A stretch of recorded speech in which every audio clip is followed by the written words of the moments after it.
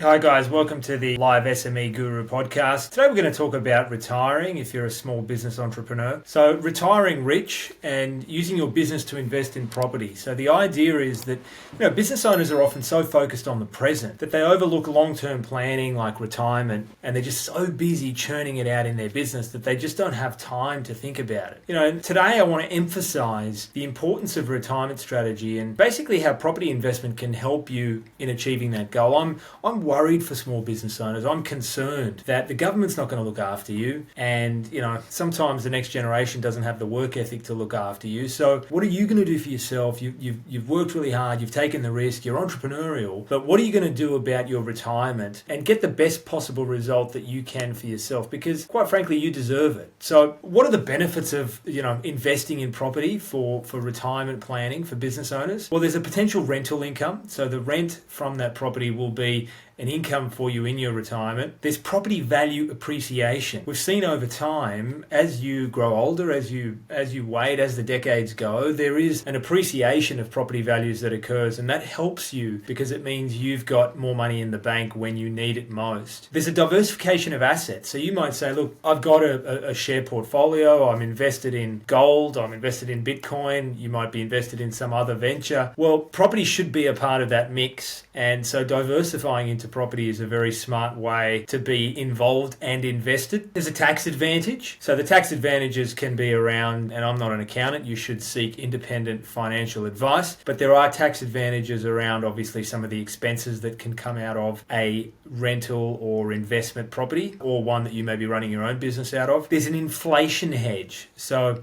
as prices go up and as the value of money falls, because you get less and less for the same dollar, by having property, you've got a stable asset that's growing in value because of the value of the dollar growing. So just to explain that one, if you've got money sitting in cash in the bank, that's going down in value. If you've got money sitting in real estate, all things being equal, real estate markets, particularly land and in metro cities, even apartments, condos, also go up in value. You've got yourself an inflation hedge because you've got an asset that's growing with the value. So that's a very good one. Look, there's passive income potential. Right. The thing about passive income is you don't have to go and open the store every day, and get onto a construction site or see patients or do hair, whatever your small business is. There's income coming in because you're the title holder of that land. There's control over your investment. So you can sell it if you want. You can try to subdivide it. You can give it to a tenant. You can move into it. You can do renovations to it. You can not. You can decide to take some cash flow one year and reinvest some of it the next year. So there's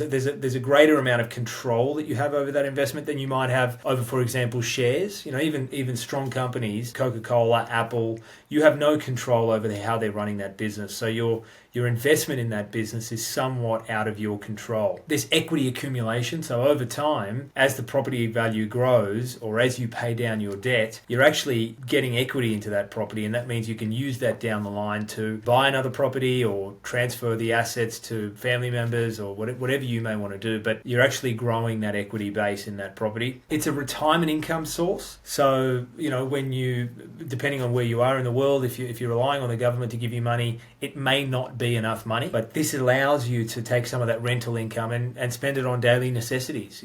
It may be your weekly shopping bill or your rent or whatever it is that you're spending money on. Medical bills is covered by your rental income. And of course, one of the most important ones that I can think of is it's a legacy for future generations. So it allows you to pass something down, to hand something down to future generations, and it's a very tangible idea of something you've achieved. So it's your land, it's this is my land, I've bought this, and there's some pride in that, and certainly in handing that down as well. I think that's a great benefit of owning real estate for business owners. So then people ask me, what are the steps to start investing? How do we get on this property journey, particularly using our business? And that is a very unique position that you're in. Most people are not business owners. So if you own a business, you're in a great position to be able to borrow money and to leverage the opportunities that you have. So what are the steps that we would help you take? Define your investment goals and the criteria. Right? You can't buy everything and anything, so narrow it down. You want to set a budget and secure financing.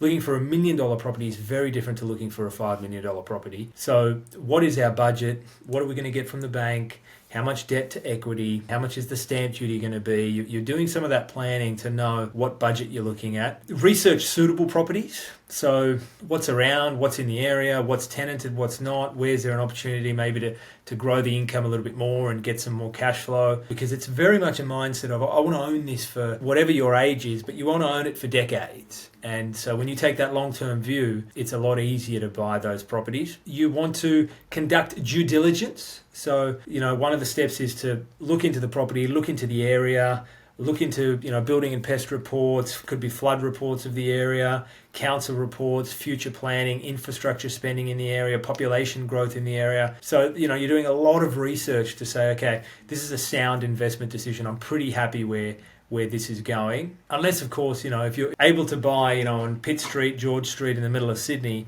then the research has been done for you. You can see the growth that's occurred there. If you're buying a little bit more suburban, a little bit more regional, you do want to do some of that research. Formulate a business plan. So what are we going to do? What are the steps we're going to take to purchase this property? And will that put us in a position to buy another one? Because that's a key part of it, right? You want to consolidate this real estate in order to grow and compound your growth from the growth of the real estate. Establish a legal structure. What entity will you buy it in? Will it be a trust structure? Will you buy it in your own name? Will you buy it in a proprietary limited company structure? You want to purchase the property. You can go ahead, auctions, make offers, private treaty, whichever way you're buying that property, but you actually want to go through with the purchase. Then you want to manage the property or get an agent involved to manage it. But understand that process if you've never done that before. Then you just monitor the cash flow and the expenses, and you're continuously educating yourself about the real estate market, right? When might be the right time to sell? Can I put the rent up? Should we renegotiate on the lease? Should we do any works? Is next door for sale? How much equity have I got in this? Can we get the property revalued? You're constantly, familiar with the market, and that'll allow you to make sound investment decisions in the real estate market. So finally, one of the things that I get asked is, we want to take a long-term view. We don't want to buy and sell tomorrow. We don't want to do a fixer-upper. So what are some long-term strategies for success in a property investment? And those are a few that I'm going to give you now. But the main thing is that clarity around your investment vehicle. So saying, the news is saying that real estate is down 3, 4, 5% this year, but I'm taking a 10, 15, 20 year view anyway, and so I'm okay with that. So the strategies that I would suggest, you could take it upon you to learn about and ask us about, and really go to the market and say, this is what I'm doing here. This is why I'm buying this property.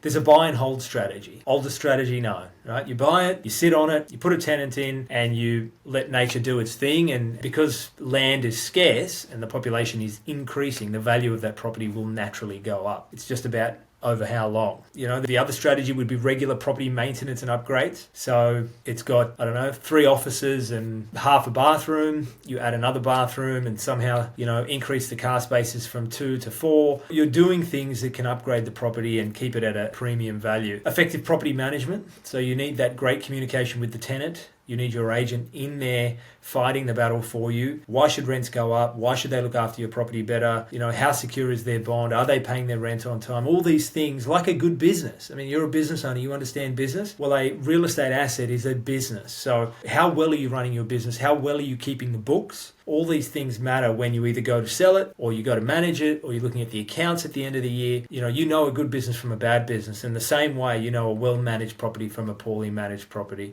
Portfolio diversification is another strategy. So, you might buy commercial property, you might buy residential, you might buy office and retail and industrial. And you're not, we saw, for example, recently, industrial property has a very low vacancy rate. So the prices have gone crazy. Whereas because of COVID, office real estate has actually come down a little bit and is reasonably affordable. So where are you in that mix? If you owned all office, you weren't diversified enough. And if it's all industrial now, you may be missing out on the growth that may come in office in the next 3 to 5 years. You want to do market research and trend analysis. Be aware of what's going on. Where are the Olympics being held? Where is the infrastructure? Where are the new roads going in, new ports? You want to reinvest your rental income. So putting it into another property or putting it into another asset that can help you grow in order to get another deposit and then go and do the same thing again. Adapt to market changes and cycles. Drop your rent if you need to. Put it up when you can.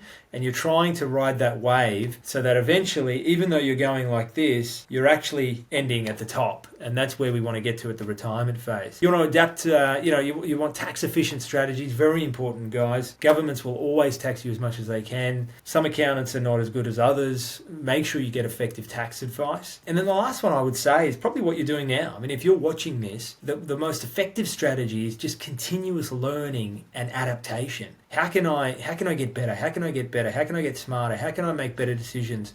What happened with that property? Why did that property go? Networking, learning, reading, watching, listening. And it's quite funny, but the more you do that, the better you will get at the role that you're trying to play, which is a property investor. And yeah, it's just a fantastically fun business and a fun game, and the best part is you get to make money along the way. So I hope that you guys will join us on the journey. Thank you for joining this live, and we will talk to you again soon. Thank you.